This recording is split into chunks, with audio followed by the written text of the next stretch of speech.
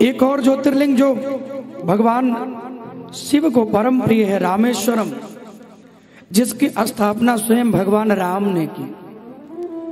लंका पे विजय प्राप्त करनी थी।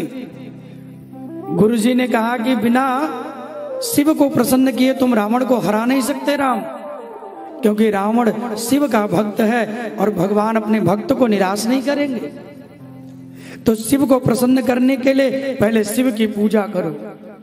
लिंग थापि विधिवत करी पूजा, शिव समान प्रिय मोहि न दूजा।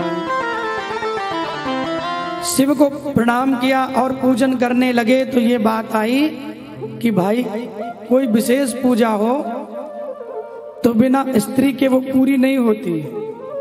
तुम तो अकेले हो, तुम्हारी स्त्री तो रावण चुरा के ले गए हैं, सीता जी तो है नहीं, तो ये यज्ञ अनुष्ठान कैसे पूरा होगा। कहते हैं तब भगवान ने स्वयं अपने दूत को भेजा और वो लंका में आया।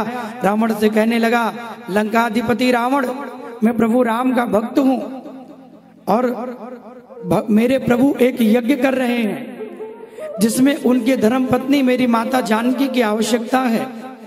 आप अगर उन्हें भेज दो तो यज्ञ के बाद पुनः मैं उन्हें लाकर आपको वापस सौंप दूंगा।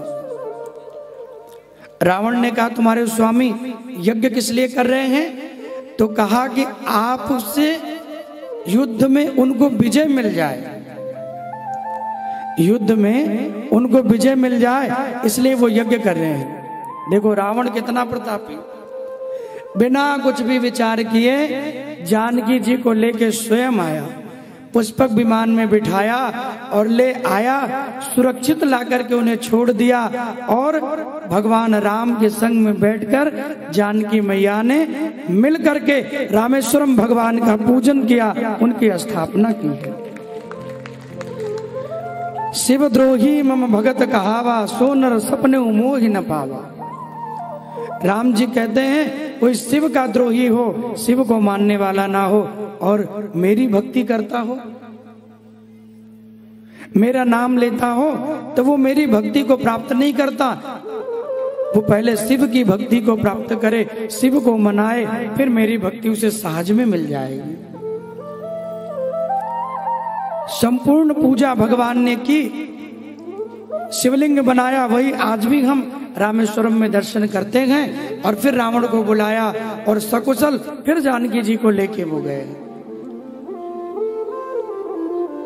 रामायण भी अनेक हुई है। दक्षिण भारत की एक रामायण है, उसमें बड़ी विस्तार से कथा आई है। तो ऐसा रावण प्रतापी यज्ञ भगवान का पूरा हुआ, रामेश्वरम की स्थापना की।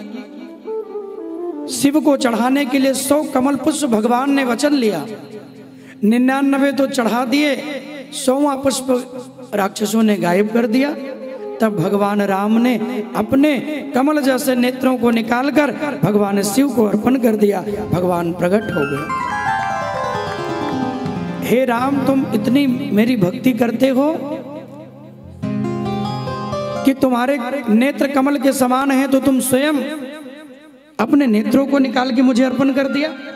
हे राम, तुम धन्य हो जाओ, जो तुम चाहते हो तुम्हें वही प्राप्त होगा। युद्ध में तुम्हें विजयश्री प्राप्त होगी। युद्ध किया भगवान ने, विजयश्री उन्हें प्राप्त हुई। ये रामेश्वरम शिवलिंग के रूप में भगवान विराजमान है। बोले रामेश्वरम भगवान की।